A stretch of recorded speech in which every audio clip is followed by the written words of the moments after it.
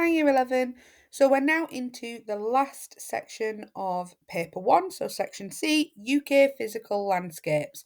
In this section, remember, you answer the questions on coasts and then the questions on rivers, which is in the other revision videos. So for coasts, we need to have an understanding of an example of a UK coastline, and that is the Holderness Coast for our example. So the location of the Holderness Coast is on the east coast of England in East Yorkshire, and it extends around 61 kilometres from Flamborough Head in the north to Spurn Point or Spurn Head in the south.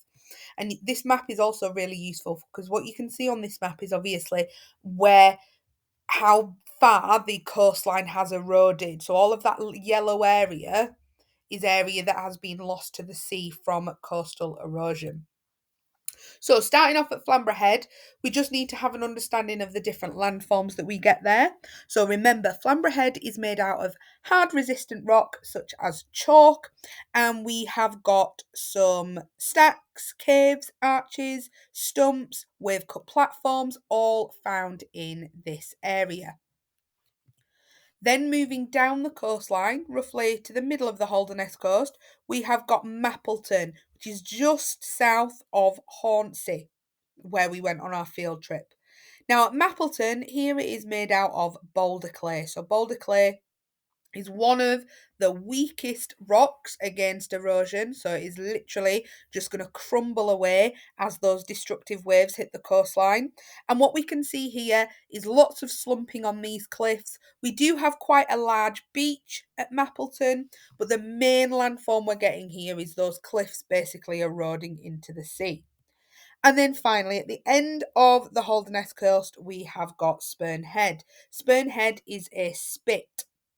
And remember, spits are created from longshore drift, moving material down the coastline, and that spit or Spurn Head in this example is the extension of the coastline. And what we can see obviously is how that spit curves around on itself due to the change in wind direction.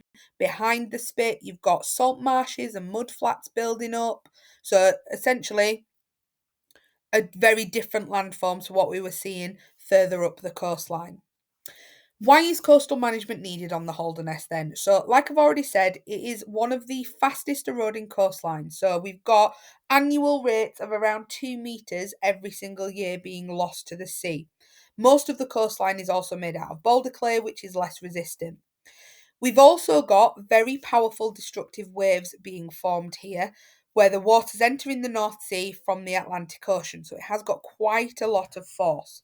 The North Sea is also very small. This means that stormy weather gets contained in this area and it becomes more powerful and destructive. So during our winter storm season, our coastline gets quite a big amount of coastal erosion from that. The sea is also very deep, which also gives the waves more power. And then longshore drift tends to travel from the north to the south of the coast. This means that the sand and the beach material that is washed away further up the coastline leads to narrow, thin beaches, which then means it's easier for the waves to erode that coastline. So, what coastal management is there? So, we have looked at several examples, and remember, you have physically seen some of these when you went to Hornsey and did your field work. So, you've got your rock groins at Mappleton, rock armour at Easington. At Hornsey, you've got beach nourishment and a seawall, but you can also refer to the groins at Hornsey, which remember you measured, and part of Hornsey also does have rock armour in front of that seawall as well. This has caused conflicts though along the Holderness coast. So the rock groins at Mappleton were very, very expensive, even though they provide long-lasting protection. Obviously, it's still going to cause quite a lot of issues further down the coastline. The rock armour at Easington was very expensive, even though, again, it will provide that long lasting protection.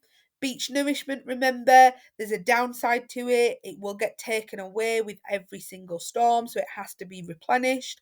And the seawall, Erosion rates have at Hornsey have rapidly increased where that seawall ends.